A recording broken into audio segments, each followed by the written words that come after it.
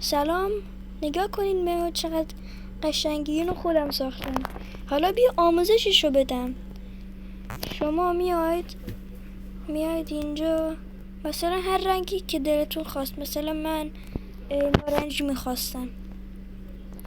خب بعد به ارتفاع 14 بلاک میرید پایین. 1 2 3 4 5 6 7 8 9 10 11 12 13 14.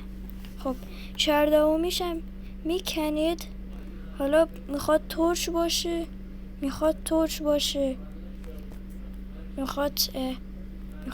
باشه یا میخواد گلستون باشه، فرقی نمیکنه. فقط خب بعدش هم یه دونه این از اینا میذارید روش.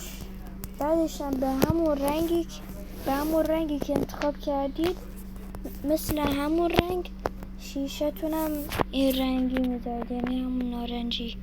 خب اینو میذارید روش. بعدش هر یه بلاک در میان اینو میذارید. اوکی.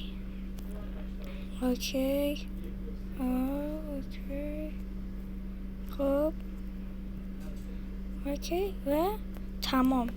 یه مه قشنگ و عالی ساختم. خب اینو میبریم. یا میخواد گلستون باشه یا میخواد ترش باشه، حالا هیچ فرقی نداره، دوتاشون هم نور دارن.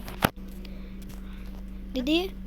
مثل این یه مه خوشگل پسر، یه مه خیلی خوشگل ساختم. مثل این خیلی هم خوشگل شد. خب مرسی که تا آخر این ویدیو رو تماشا کردید.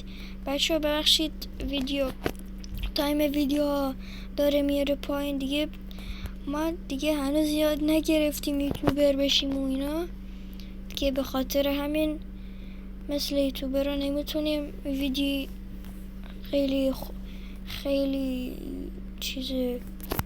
خوب بسازیم و تایمش رو ببریم بالا. به خاطر همین دیگه تایم ویدیو ها رفته پایین و اینا. ای بابا، کاش میتونستیم ما هم یاد بگیریم مثل یوتیوبرها چطور ویدیوهای مخصوص و مثلا ماینکرافت یا اینا. خب راستی یه چیزی نگفتم. ما ویدیو قبلی آسانسور ساختیم. ولی تو این ویدیو اومدیم مه بسازیم. اوکی. خب مرسی که این ویدیو رو تا آخر تماشا کردید.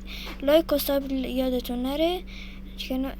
این زنگوله بغلش هم بزنید کنار سابسکرایب. و دیگه تا اگر ویدیو آپلود کردم خبردار بشید. و کامنت انگلیسی هم بذارید تا سابسکرایبتون نپره و از اینا. خدا نگهدار.